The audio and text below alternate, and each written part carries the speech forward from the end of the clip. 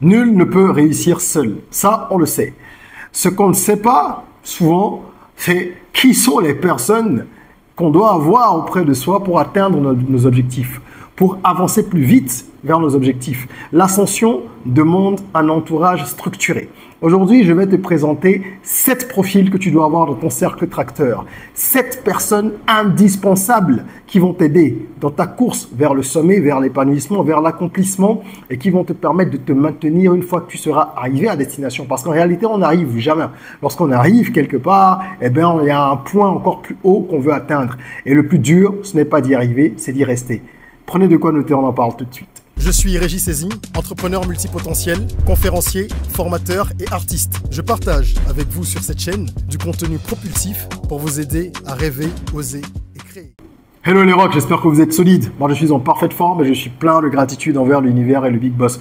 Welcome on board si vous êtes ici pour la première fois. Sur cette chaîne, on rêve, on ose, on crée. D'où notre mantra, soyons rock. C'est donc une communauté qui est dédiée à la performance, à l'accélération, pour que chacun puisse atteindre des niveaux de performance élevés. Et c'est vraiment le creuset dans lequel nous voulons permettre aux uns et aux autres d'atteindre l'épanouissement, de connaître un épanouissement personnel et professionnel. Et les deux sont connectés, n'est-ce pas? Aujourd'hui, on va parler d'un sujet important, c'est le cercle tracteur. Le cercle tracteur, c'est l'ensemble des personnes qui te permettent d'aller de l'avant, qui te tirent vers le haut. C'est le concept que j'ai créé pour exprimer ce besoin-là, qui est un besoin fondamental pour tous ceux qui ont de l'ambition. Un cercle tracteur, donc il te tracte, il te tire vers le haut, mais c'est un contrat tacite parce que tu dois également apporter quelque chose à ces personnes-là. Tu dois les tirer vers le haut aussi. C'est très important que vous travaillez sur votre entourage. Ne négligez pas cet aspect-là. Il ne faut pas traîner, je vais le dire comme ça, vulgairement, il ne faut pas traîner avec n'importe qui. Il faut savoir ce que l'on recherche dans les relations que l'on entretient. Ce n'est pas être calculateur, c'est simplement avoir de la vision, être organisé, être engagé dans son succès. D'accord? Donc, on va évoquer ces 7 profils-là aujourd'hui, et c'est quelque chose qui est valable pour les entrepreneurs aussi bien que pour les cadres, c'est vraiment pour tout le monde. Au début, je voulais faire cette vidéo uniquement pour les entrepreneurs et je me suis dit, mais non, ça n'a absolument pas de sens parce que tout le monde se retrouve dans cette situation et a ce besoin-là. Si vous avez, par contre, petite parenthèse, l'intention de lancer un business qui sera votre premier business ou un business secondaire, une source de revenus complémentaire parce qu'on en a tous besoin. La vie coûte de plus en plus cher, il faut avoir plusieurs sources de revenus. Eh bien, regardez en description, vous trouverez un e-book qui contient 100 business adaptés au continent africain. Ils sont présentés de façon très claire. Il y a une vidéo complémentaire pour chaque e-book et en plus de tout ça, vous avez un template de business plan pour vous lancer. Voilà. Alors, la première personne, le premier profil qu'il vous faut, c'est un juriste. Je ne vais pas parler de tout ce qui est famille et tout ça aujourd'hui parce que les profils dont on parle peuvent se retrouver dans votre famille comme en dehors. Le plus important, c'est que vous ayez les bons profils auprès de vous. Premièrement, il vous faut un juriste. Pourquoi? Parce que vous aurez forcément à un moment ou à un autre besoin dans votre carrière de conseils juridiques. Nous sommes dans des sociétés, tout est codifié, il y a des règles. Il y a le code du foncier, il y a le code de ceci, le code de cela. Tout est encadré. Donc, vous pouvez vous retrouver dans des situations délicates où il faut prendre des décisions.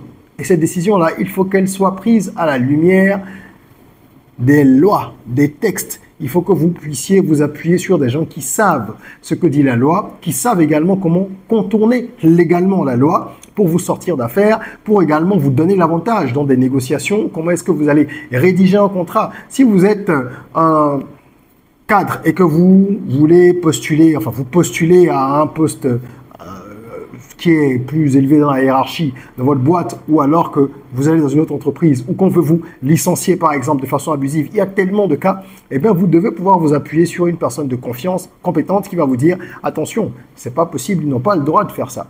Dans le code du travail, c'est interdit. Ou alors là, il y a un piège au niveau de cette clause. L'offre d'emploi est très intéressante, mais faites gaffe, il y a ceci, il y a cela. Donc, il faut que vous preniez cette habitude-là, que vous ayez ce réflexe. Si vous êtes un entrepreneur, c'est encore plus important, c'est indispensable, je veux dire, puissance 10, quoi. Parce que vous allez avoir des difficultés avec des gens qui vont peut-être essayer de contrefaire ce que vous faites. Vous aurez des associés avec lesquels ça va pas forcément bien se passer. Ça peut arriver, ce sont les affaires. Vous aurez des difficultés avec des collaborateurs, des partenaires.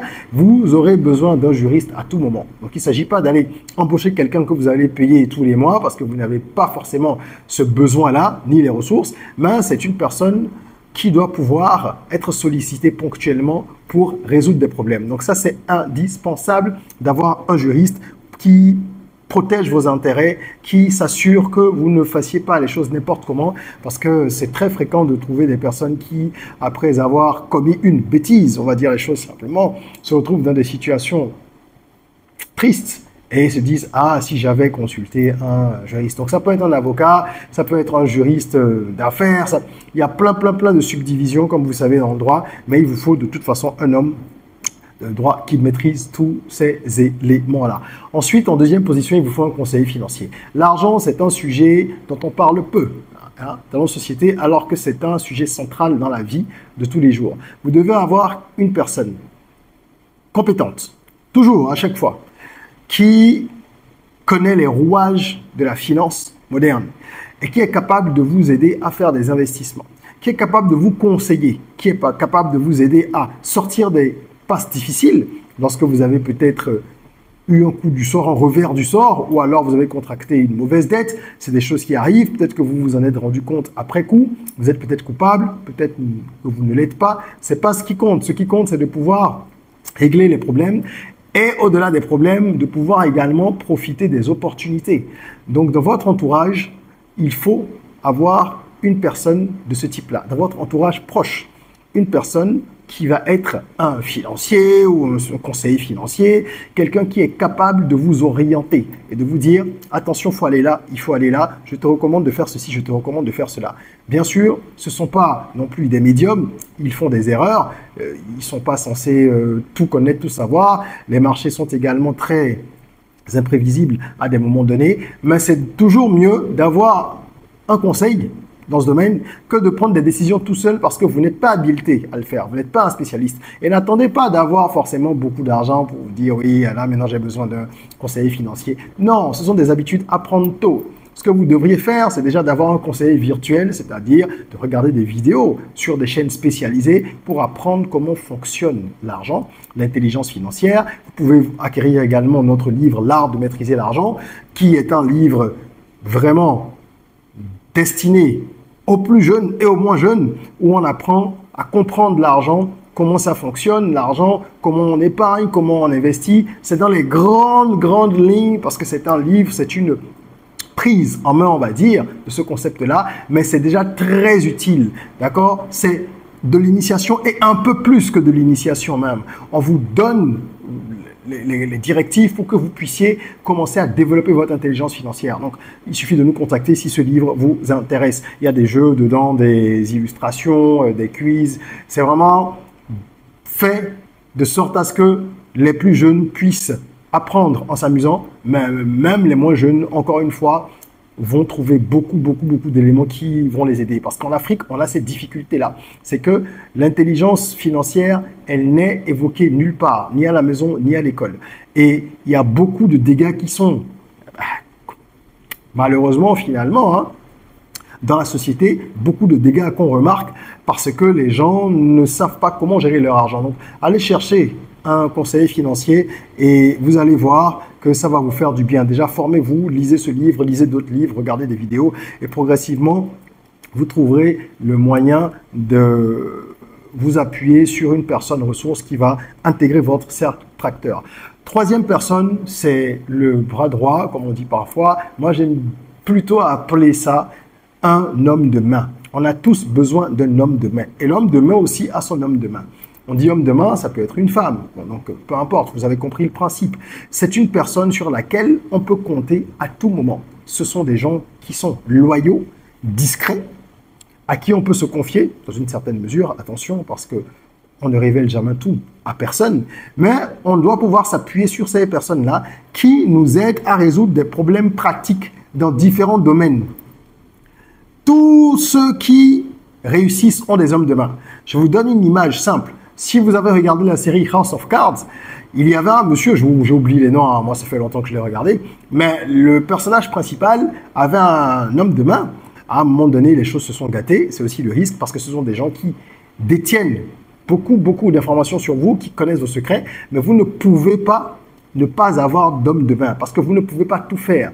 Et il y a des missions que vous devez confier à des personnes qui ne sont ni dans votre entourage professionnel, ni dans l'entourage personnel de type famille, etc. Des personnes qui doivent pouvoir gérer un certain nombre d'éléments.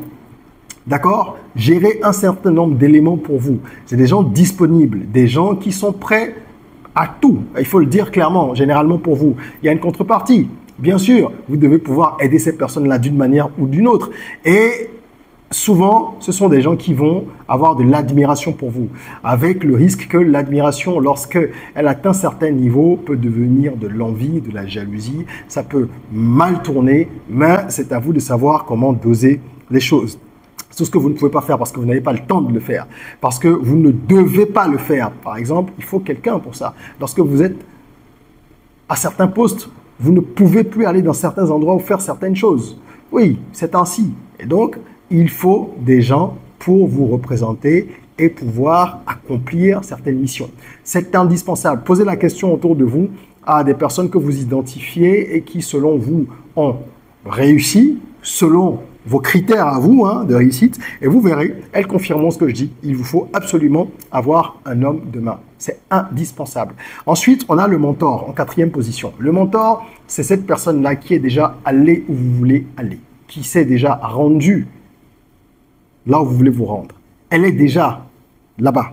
La destination qui est la vôtre, celle que vous visez, eh bien cette personne est déjà là-bas, peut-être qu'elle est même plus loin. Et donc, le rôle du mentor, c'est de vous éviter un certain nombre d'erreurs. Moi, j'aime bien résumer ça comme ça. Le mentor va vous conseiller, il va vous dire ce qu'il faut faire. Mais il y a une erreur qui est assez fréquente et que moi je remarque, c'est que beaucoup de gens choisissent des mentors qui n'ont pas forcément des trajectoires qui sont celles qu'ils veulent avoir eux. Il ne s'agit pas d'aller chercher quelqu'un qui, parce qu'il a 45 voitures, j'exagère, X maisons, X milliards, d'accord, vous inspire. Non, la personne peut vous inspirer. Mais au-delà de ça, est-ce qu'il y a un lien avec le parcours qui est le vôtre? Si vous parlez avec un businessman accompli et que vous-même, vous n'êtes pas dans le business, pas du tout, que vous êtes sur une voie totalement différente, cette personne peut vous donner des conseils de vie. Mais de façon pratique, il y a des éléments qui manqueront parce qu'elle n'a pas le même parcours ou un parcours similaire. C'est comme lorsque vous allez vers un coach. Je dis toujours aux gens, vous voulez choisir un coach, assurez-vous que cette personne-là a accompli certaines choses dans un domaine donné.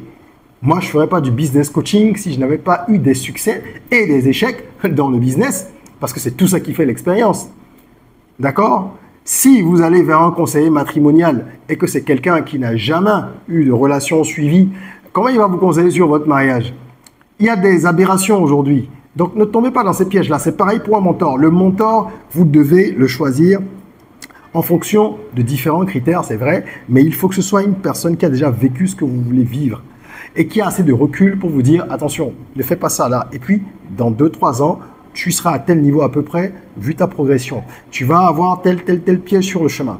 Tu vas également avoir tel type d'opportunité. C'est clair et net. Quand quelqu'un a fait le parcours et vous dit ce qui vous attend, vous allez plus vite.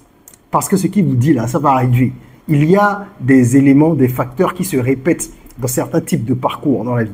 Donc c'est pour ça qu'un mentor, c'est super important. Un mentor authentique qui est capable de vous dire la vérité, qui vous pique quand il le faut et qui vous permet justement d'éviter des erreurs, d'aller plus vite et de faire les choses comme il le faut. Ne négligez pas cet aspect. Le mentor peut ne pas être une personne physique dans votre entourage. Il arrive qu'on ait des mentors virtuels. Ça peut être un auteur, quelqu'un qui a accompli ce que vous voulez accomplir, que vous ne connaissez pas, mais dont vous lisez les livres, dont vous regardez les vidéos. Ça, c'est un mentor aussi. Bien sûr, il ne s'agit pas forcément de trouver dans son quartier, dans sa ville, quelqu'un. Non, ça, ce sont des idées contre lesquelles moi, je me bats parce que les gens en font également un business et puis on crée beaucoup de mythes autour. Non, vous pouvez trouver votre mentor dans des livres ou dans des vidéos. Donc, c'est à vous de bien chercher. 5e profil indispensable lorsqu'on veut réussir, c'est le professionnel de santé. Parfois, on parle du médecin. Moi, j'aime bien dire le nutritionniste.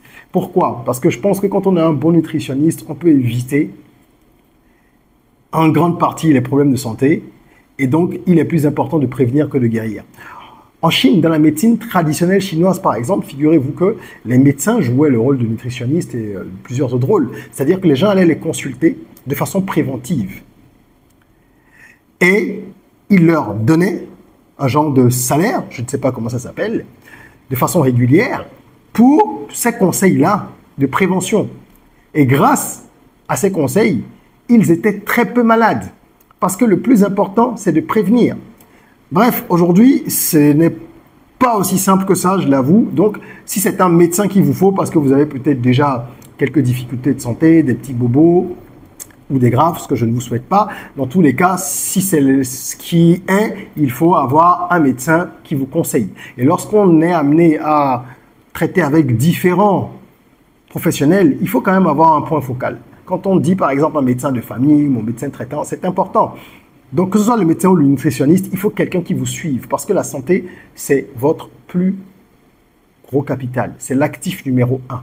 Il faut en prendre soin. Moi, je vous conseille, si vous n'avez pas de mot particulier pour le moment, d'avoir un bon nutritionniste dans votre cercle tracteur et de le consulter régulièrement. Il ne faut pas attendre d'avoir des alertes. C'est quelqu'un qui doit vous aider à mettre en place une alimentation équilibrée. J'allais dire un régime, mais c'est parfois mal compris par les gens. Sinon, normalement, c'est un régime qu'on dit. Il ne s'agit pas ici de faire un régime pour maigrir. Non, le régime alimentaire, c'est qu'est-ce que je vais manger, qu'est-ce qui est bien pour moi, pourquoi je devrais manger comme ça et pas comme ça, comment est-ce que je fais, est-ce que je mange moins, est-ce que je mange plus, est-ce que je mange mieux, etc., etc.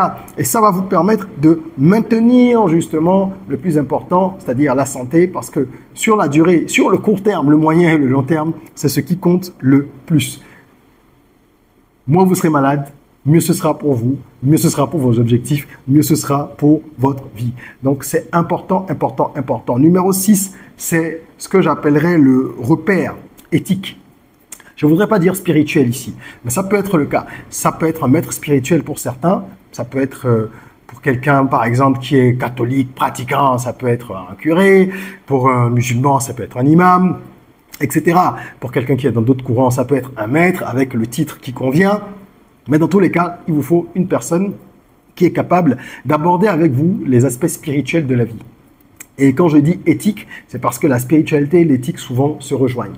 Cette personne doit vous permettre de garder un ancrage véritable et de ne pas vous disperser, de ne pas vous laisser complètement emporter par le succès.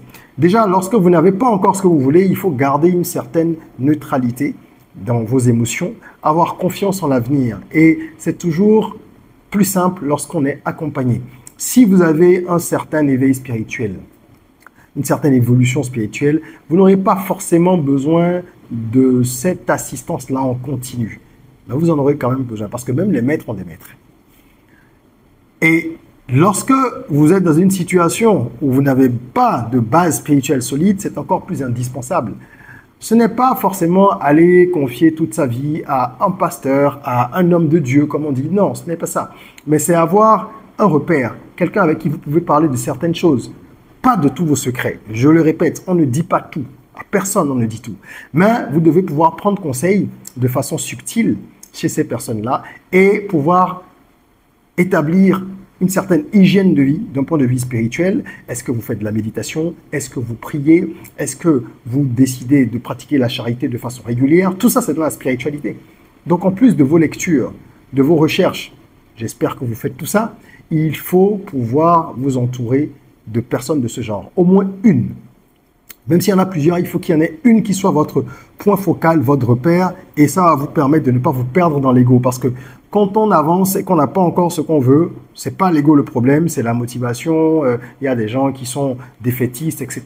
Ça peut aider, mais c'est surtout quand on commence à réussir que c'est encore plus important. Parce que l'ego enfle et la société a tendance à nous faire croire qu'il ne faut courir qu'après l'argent. Comme si, en nous paramétrant, Dieu, lui, il avait créé l'argent. On oublie qu'on est ici pour courir après notre éveil spirituel surtout. Il ne faut pas le perdre de vue. Donc, on parle de croissance personnelle, professionnelle, de business, de toutes ces choses-là, mais nous devons nous rappeler que l'essentiel, c'est de croître spirituellement. C'est de devenir de meilleures personnes, de débloquer des versions améliorées de nous-mêmes pour que plus tard, lorsque nous serons sur d'autres plans, on puisse être félicités par ceux qui nous ont envoyés ici et que notre mission puisse se poursuivre dans les bonnes conditions. C'est super important.